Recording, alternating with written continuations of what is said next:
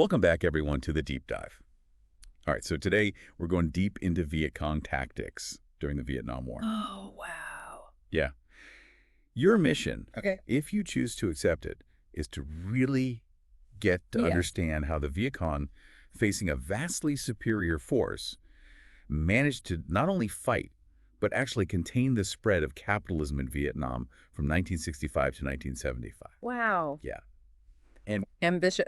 Our main source is an excerpt from a text actually titled Vietcong Tactics, containing capitalism in Vietnam 1965 to 1975. sounds intriguing. It's not every day that you see such a direct link between military tactics and economic ideology. All right. So, okay, picture this. You're a young American soldier, fresh out of basic training, Okay. expecting a traditional war. Uh-huh. Instead, you're dropped into the Vietnamese jungle, facing an enemy that just seems to vanish into thin air. Wow. Booby traps you've never seen before, surprise attacks, Oh, yeah. and then poof, they're gone. That's wild. That was the reality for U.S. forces facing the Viet Cong. And that's where this whole containing capitalism idea comes in. Right. The Viet Cong, they weren't just fighting a war. Yeah. They were fighting an ideology. Yeah. Every tactic, every booby trap, every tunnel, it was all designed not just to defeat the enemy, Right. but to disrupt the very fabric of capitalist development in South Vietnam. So before we even get into the specifics of, all this, Yeah. let's actually set the stage. Okay, good idea. We're talking about Vietnam after French rule ended in 1954, Mm-hmm. a nation divided, with Ho Chi Minh leading the communist North Yeah. and Ngo Dinh Diem refusing to hold those reunification elections in the South in 1956. You're right. This division created just like the perfect breeding ground for the Viet Cong, Yeah. made up of communist sympathizers in South Vietnam. It's important to remember that the U.S. got involved to prevent the spread of Yeah. communism, Right. sending advisors and then troops to support South Vietnam. But what they really didn't fully grasp was the depth of experience that the Viet Cong brought to the table. These weren't amateurs. They were seasoned veterans of guerrilla warfare. Yeah. Having fought both the French and the Japanese. I mean, that experience really shows in their tactics. Totally.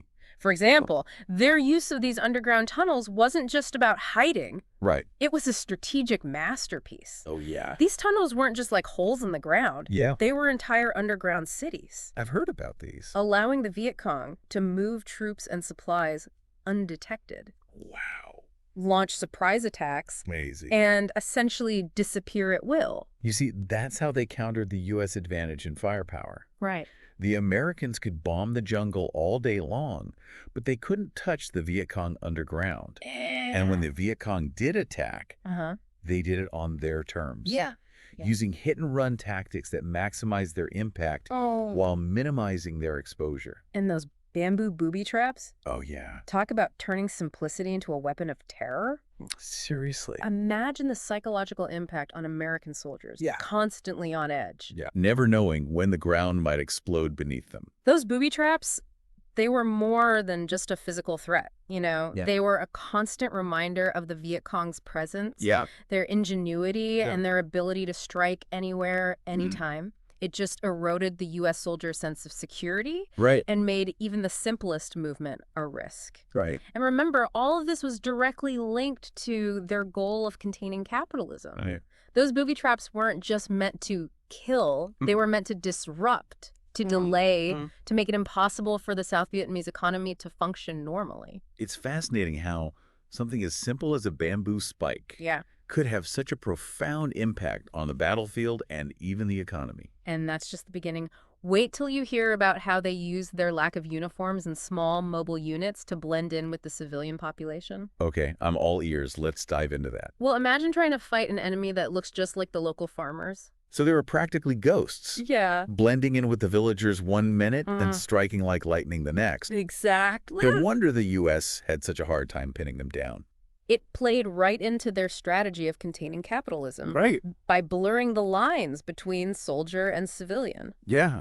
The Viet Cong made it incredibly difficult for the U.S. to establish any real control over the countryside. I see. Think about it. Yeah. How do you build roads, establish markets, or promote capitalist development when you can't even tell who's the enemy? You can't. Exactly. It created this constant It's paranoia. sense of paranoia and uncertainty. Yeah. Yeah. It's like trying to build a house on shifting sand. Yeah, exactly. But the U.S. did try to fight back, right? They did, yeah. Didn't they launch those massive bombing campaigns? They did. Like, Operation Rolling Thunder was their big push Gotcha. to cripple North Vietnam Right. and cut off supplies to the Viet Cong in the south. They even used Agent Orange to defoliate the jungle, Wow. hoping to expose the Viet Cong's supply routes, like the infamous Ho Chi Minh Trail. So carpet bombing and chemical warfare Yeah. sounds pretty drastic. It was Yes. not as well as they hoped. Really? No, the Viet Cong were so adaptable. Huh? They just dispersed their operations, Right. built these elaborate tunnel systems Wow. to protect themselves from the bombings, Uh-huh. and even used bicycles and ox carts to move supplies along the Ho Chi Minh Trail. No way. Yeah, proving that even the most sophisticated technology Wow. can be countered by sheer determination and ingenuity. It's amazing how they turn their limitations into strengths. Yeah. Speaking of ingenuity, let's talk about the Tet Offensive, Oh, yeah. launching a massive attack during the Vietnamese New Year holiday. I mean, that was bold. Yeah, that was a bold move, even for the Vietcong. It was a calculated risk, Yeah. and it certainly shook things up. Remember, the U.S. was trying to convince the world Yeah. and its own people Right. that they were winning the war. Yeah. The Tet Offensive shattered that illusion, It really did. showing that the Viet Cong could strike anywhere, Yeah. anytime, even in the heart of South Vietnamese cities. And they even smuggled weapons into Saigon using coffins. I know. That's some next-level resourcefulness. It really is. Yeah. Another example of how the Viet Cong constantly innovated, Right. using whatever means necessary Yeah. to achieve their objectives. Yeah. But the Tet Offensive wasn't just about military gains. Right. It was a psychological blow Mm-hmm. aimed directly at the American public. Right. The images of fighting on the streets, Yeah. the casualties, Yeah. the sheer audacity of the attack, it Mhm. all played right into the growing anti-war sentiment back home. I mean, it was a turning point in the war. Totally. Yeah, shifting the narrative Uh-huh. and forcing the U.S. to rethink its strategy. But it also revealed a darker side to the conflict. Yeah. The My Lai massacre, Uh-huh. where U.S. soldiers killed hundreds of unarmed civilians, Right. really brought home the brutality of war. It was a tragedy. Mm. And while it wasn't directly a Viet Cong tactic, Right. it highlighted the moral complexities of the war Uh-huh. and the challenges of fighting an enemy that blended in with the civilian population. Yeah. It also further eroded public support for the war in the U.S. It seems like every move the Viet Cong made, Yeah. from their booby traps to the Tet Offensive, Yeah. had a ripple effect. Definitely. Not just on the battlefield, Yeah. but also on the political landscape Mhm. and public opinion. For sure. But how did this all play out in the end? Well, let's see. Did their tactics ultimately succeed in containing capitalism? We left off talking about how the Viet Cong's actions like the Tet Offensive Yeah.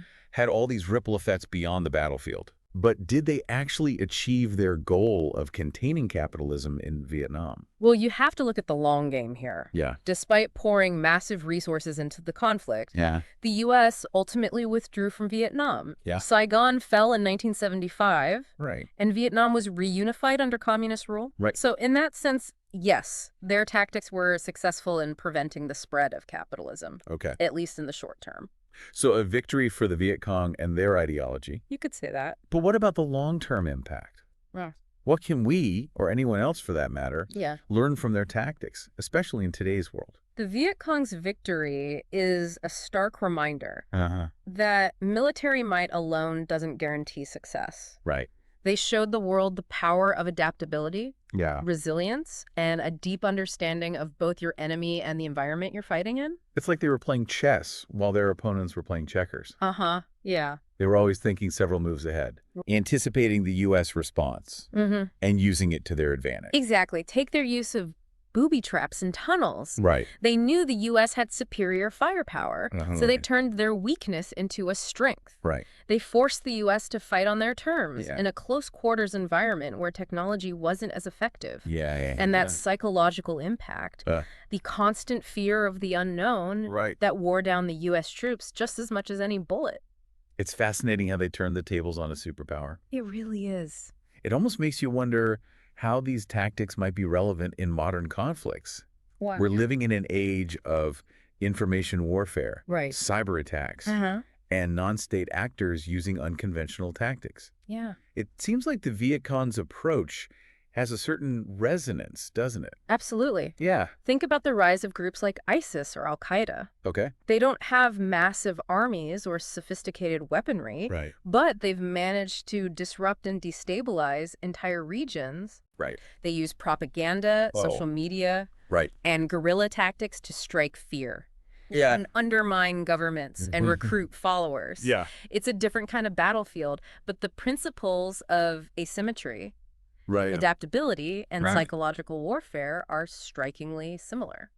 So what can modern militaries and governments learn from the Viet Cong's experience? Is there a way to counter these unconventional tactics? It's not easy. I bet. It requires a shift in thinking, Yeah. a move away from traditional military doctrines that focus solely on overwhelming force. Right. You need a deep understanding of the cultural and social landscape, a willingness to engage with local populations, Okay. and a long-term strategy that addresses the root causes of conflict. It sounds like it's not just about winning battles. Right. It's about winning hearts and minds. Exactly. Yeah. The Viet Cong understood that they built a network of support among the South Vietnamese people. And that support was crucial to their success. Right. They provided intelligence, shelter, Yeah. and recruits. Right. They were more than just fighters. Yeah. They were a movement, an ideology that resonated with people who felt oppressed or marginalized. It's a powerful lesson. Yeah. And it makes you wonder how the Viet Cong's legacy will continue to shape conflicts in the future. I think their story will continue to be studied and debated for years to come. Yeah. They provide a blueprint, not necessarily for specific tactics, Okay. but for a mindset, Right. a way of thinking about warfare that challenges traditional assumptions. Yeah. And in a world where the nature of conflict is constantly evolving, Right. that kind of adaptability might be the most valuable weapon of all. Well, that's a thought-provoking end to our deep dive into Viet Cong tactics. Yo. We've covered a lot of ground, from the jungles of Vietnam to the complexities of modern warfare. But the one takeaway that sticks with me is this: never underestimate the power of an idea, Right. the resilience of the human spirit, and the impact of unconventional thinking on the battlefield and beyond. Well said. So next time you're facing a seemingly insurmountable challenge, remember the Viet Cong. Yeah. They might just inspire you to find a way to turn the tables and achieve the impossible. And remember, the most powerful weapon is often the one you least expect. That's all for this deep dive. Thanks for listening. Until next time, keep exploring, keep questioning, and keep diving deep.